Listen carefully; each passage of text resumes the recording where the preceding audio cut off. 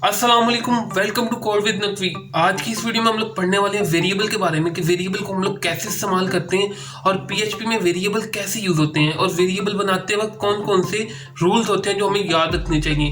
तो चलिए स्टार्ट करते हैं। तो जी, आज की इस क्लास में हम लोग पढ़ने वाले हैं वेरिएबल्स के बारे में। और लास्ट क्लास हम लोगों ने जो देखी थी वो बेसिक्स पे थी। हम लोगों ने देखा था कि हम लोग कैसे एको कैसे यूज़ करते हैं, और हम लोग HTML के अंदर PHP को कैसे यूज़ कर सकते हैं, जैम को कैसे यूज़ करते हैं। तो आज की क्लास में हम लोग पढ़ने वाले हैं वेरिएबल्स क्या होते हैं और वेरिएबल को यूज़ कैसे करते हैं। तो मैं यहाँ पे सबसे पहले तो जैम को स्टार्ट करने लगा हूँ। आप भी सबसे पहले जैम को स्टार्ट कर लें, क्योंकि अगर जैम चलेगा तो हमारी वेबसाइट रन होगी, अगर जैम नहीं चलेगा तो हमारी वेबसाइट रन नहीं होगी। तो आप अक्सर लोग कहते हैं कि हमारी वेबसाइट PHP की फाइल रन नहीं हो रही या वो लोकेशन टाइप कुछ आ रहा है। तो काइंडली आप देखेंगे आपका जैम्प चल रहा है कि नहीं, क्योंकि अगर आपका सर्वर चल रहा होगा तो हमारी PHP को वो रेंडर करेगा, अदरवाइज वो हमारी PHP को नहीं रेंडर करेगा और हमें कोई आउटपुट नज़र नहीं आएगी।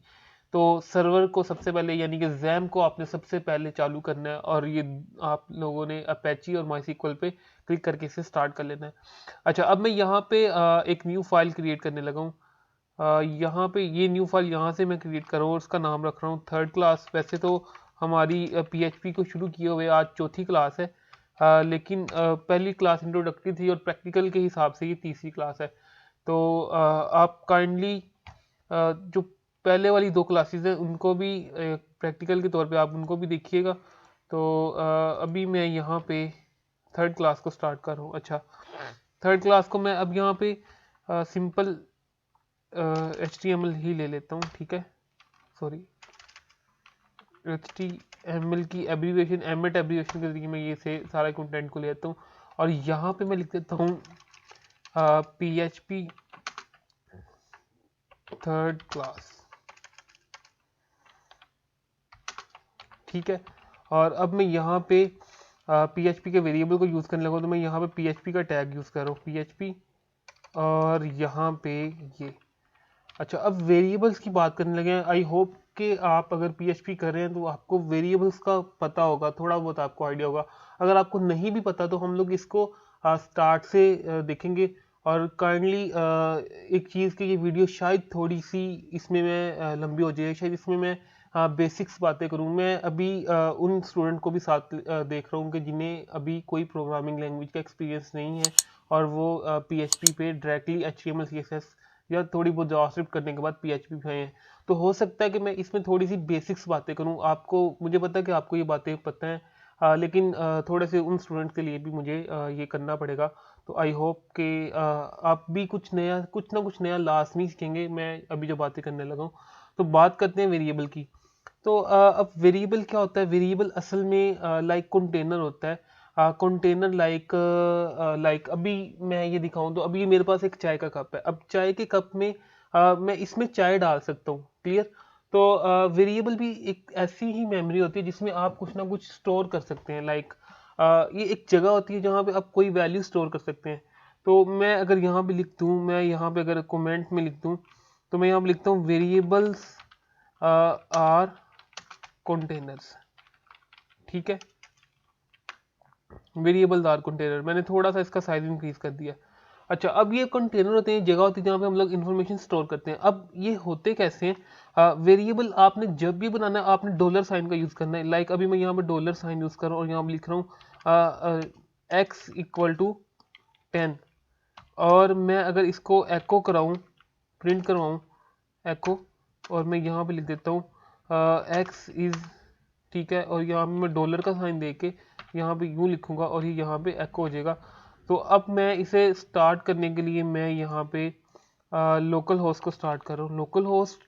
और यहाँ पे मैंने PHP, और ये मेरी थर्ड क्लास है प्रैक्टिकल की, तो मैं यहाँ पे थर्ड क्लास और .php लिखता हूँ, और ये आ रहा है x इज़ 10। आपको ये नज़र आ रहा होगा, क्लियर। तो ये वेरिएबल से आ रहा है, ये x में 10 स्टोर हुआ है और यहाँ पे ये आ रहा है।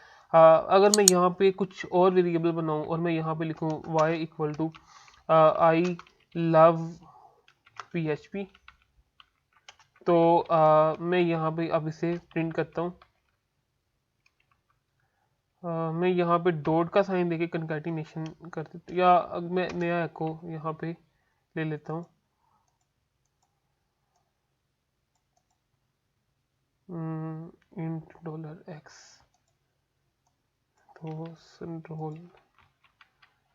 अच्छा, आपने एक चीज़ बड़ी काबिले गौर में यहाँ पे आपको बता दूं कि अक्सर होता यूं है कि लाइक अभी जिस तरह पहले मुझे एरर शो हो रहा था, तो आपने करना कि आपने फाइल को सेव लाजमी साथ साथ करना। अगर आप फाइल को सेव नहीं करेंगे तो आपको ऐसे एरर शो होंगे जो कि सम टाइम डेंजरस हो जाते हैं, और हमें लगता है कि शायद हमारा कोड गलत है, लेकिन कोड गलत नहीं होता। हम लोगों ने फाइल को सेव ही नहीं किया होता, तो आपने फाइल को लाजमी सेव करना है।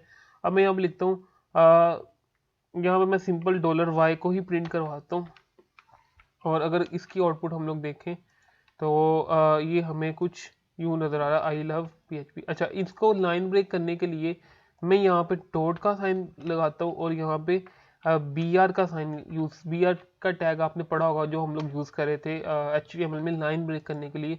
तो अब इनमें लाइन ब्रेक हो जाएगी, ये देखें।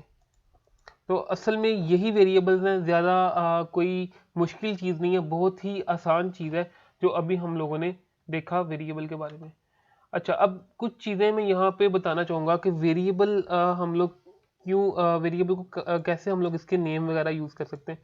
पहली बात जो आपने याद रखनी है कि वेरिएबल हमेशा डॉलर के साइन से हम लोग इनिशलाइज करते हैं। आपने जब भी वेरिएबल यूज़ करना है तो आपने डॉलर का साइन लाजमी लगाना है। लाइक अगर मैं यहाँ पे बात करूँ तो यहाँ पे $x यहाँ पे नज़र आ रहा है, $y यहाँ पे नज़र आ रहा है, तो आपने जब भी वेरिएबल बनाना है डॉलर का साइन लाजमी यूज़ करना है। दूसरी चीज़ ये कि वेरिएबल का नाम हमेशा लेटर से या अंडरस्कोर से स्टार्ट होना चाहिए। लाइक अगर मैं यहाँ पे 1 2 3 लिख देता हूँ, और ये 1 2 3 वेरिएबल नहीं होगा, आपको वैसे भी यहाँ पे रेड लाइन शो कर दिया, लेकिन मैं इसे कंपाइल करता हूँ यहाँ पे, मतलब कि यहाँ पे एरर आ रहा है कि वेरिएबल कभी भी ऐसा नहीं होता। तो आपने इन चीज़ों का ख्याल रखना कि वेरिएबल हमेशा लेटर से शुरू हो, या आप अंडरस्कोर एक्स कर सकते हैं इसे, ये गलत नहीं है। मैं इसे अंडरस्कोर एक्स करता हूँ, ये देखें, तो इसमें कोई गलती नहीं है कि ये वैसे ही प्रिंट होगा। तो या तो आप अंडरस्कोर से वेरिएबल का नाम स्टार्ट करें, या आप लेटर से स्टार्ट करें, ठीक है। वेरिएबल कभी भी नंबर नहीं हो सकता। और वेरिएबल, अब यहाँ पे एक और चीज़ बहुत ही ज़्यादा अक्सर स्टूडेंट गलती करते हैं कि वो लाइक अगर मैं ये $y है और मैं एक और वेरिएबल बनाता हूँ जो मैंने यूँ है, ठीक है, और यहाँ मैं लिख देता हूँ HTML CSS GS। तो अब इन दोनों का मतलब डिफरेंट है। ये वाला y और ये कैपिटल Y और स्मॉल y कभी भी इक्वल नहीं होंगे। ये डिफरेंट वेरिएबल है, ये केस सेंसिटिव इस चीज़ को हम लोग कहते हैं कि केस सेंसिटिव वो चीज़ होती है कि जो आपकी डिफरेंट हो। लाइक आपका जो कैपिटल और स्मॉल लेटर में जो डिफरेंस होता है वो अगर एक लैंग्वेज में ओके, कुछ लैंग्वेज होती हैं जिनमें इनका एक ही मतलब होता है, लेकिन PHP में ऐसा नहीं है। PHP के अंदर केस सेंसिटिविटी यूज़ की जा रही है। तो अगर मैं यहाँ पे इसे प्रिंट करवाता हूँ तो आप देख सकते हैं कि यहाँ पे अब जो आउटपुट है वो कुछ और ही आएगी, HTML CSS GS आएगी। और इसी के साथ अगर मैं दूसरे उसको y को प्रिंट करवाऊँ तो उसकी आउटपुट कुछ और आएगी, ठीक है। अगर मैं इसे अब प्रिंट करता हूँ तो इसकी आउटपुट आई लव PHP। मतलब कि ये जो स्मॉल y है और ये y है, ये कभी भी इक्वल नहीं होंगे। तो अभी तक हम लोगों ने सीखा कि वेरिएबल एक कंटेनर होते हैं, हम इनमें कोई भी वैल्यू स्टोर करवा सकते हैं। और वेरिएबल को हम लोग नाम कैसे रखते हैं कि वेरिएबल हमेशा $साइन से शुरू करते हैं PHP में, और वेरिएबल कभी भी हम लोग 1 2 3 टाइप कुछ भी न्यूमेरिक से स्टार्ट नहीं कर सकते। और हमें वेरिएबल अंडरस्कोर से स्टार्ट करना पड़ता है, या हमें लेटर से स्टार्ट करना पड़ता है। और चौथी चीज़ अभी हम लोगों ने देखी कि ये केस सेंसिटिव होते हैं।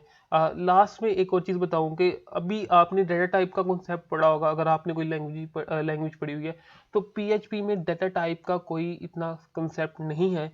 आप लाइक अभी मैंने यहाँ पे इंटीजर डाटा रखा हुआ है और ये स्ट्रिंग डाटा रखा हुआ है, तो ये खुद ब खुद ही डिटेक्ट कर लेता है कि कौन सी डाटा टाइप किस वेरिएबल के लिए। तो आपको इस चीज़ की फिक्रमंद होने की ज़रूरत नहीं है कि ये कौन सी डाटा टाइप होगी और ये कहाँ पे जाके स्टोर होगा। PHP ऐसी लैंग्वेज है जो खुद ब खुद ही डिटेक्ट कर लेती है। हाँ, PHP 7 में स्ट्रिक्ट और नॉन स्ट्रिक्ट वेरिएबल का इस्तेमाल, एक टाइप डिक्लेरेशन का इस्तेमाल हुआ है, लेकिन वो हम फ्यूचर में जाकर देखेंगे। और एक और चीज़, अभी वेरिएबल ख़त्म नहीं हुआ, एक और चीज़ वेरिएबल पे है कि वेरिएबल का स्कोप होता है लोकल, ग्लोबल और स्टैटिक। तो अभी जो हम लोग यूज़ कर रहे हैं ये एक तरह का ग्लोबली हम लोग पूरी PHP में इसे असेस कर सकते हैं। लोकल स्कोप एक फंक्शन के अंदर होता है, फंक्शन अभी हम लोगों ने नहीं पढ़े, इससे वो स्कोप नहीं, अभी नहीं करवा रहा, अभी मैं आगे जाके वो स्कोप करवाऊंगा। और स्टैटिक स्कोप भी आगे जाके करवाऊंगा। स्टैटिक स्कोप में आपका वेरिएबल एग्जीक्यूशन के बाद भी अलाइव रहता है, मतलब कि वो डाई नहीं होता। अक्सर ऐसा होता है कि जब हम लोग काम कर लेते हैं तो हमारे वेरिएबल डाई हो जाते हैं, लेकिन स्टैटिक वेरिएबल में ऐसा नहीं होता। ये सारी चीज़ें हम लोग आगे नेक्स्ट लेक्चर में पढ़ेंगे। एक चीज़ मैं लास्ट पे आपसे कहूँगा कि अगर आपने चैनल को सब्सक्राइब नहीं किया हुआ तो काइंडली चैनल को सब्सक्राइब करें। और ये एक प्लेलिस्ट है PHP की जो आपने लाजमी असेस कर लेनी है, बुक मार्क करके रख लें अपने पास कि मैं अभी तक जितने भी लेक्चर डाल रहा हूँ मैं इस प्लेलिस्ट में एंटर कर रहा हूँ। आप काइंडली इस प्लेलिस्ट को अपने पास कंट्रोल D से बुक मार्क हो जाएगी, आप बुक मार्क करके रख लें ताकि आपको आने वाली न्यू वीडियोस को आप लोग इजीली देख सकें। और कमेंट लाजमी करें अगर आप इस वीडियो को देख रहे हैं और आपका कोई सजेशन हो या आपका कोई क्वेश्चन हो, तो आपकी कमेंट बहुत ही मीनिंगफुल होगी मेरे लिए। तो इसी के साथ मैं इजाज़त चाहूँगा, मिलते हैं नेक्स्ट वीडियो के साथ। अल्लाह हाफिज़।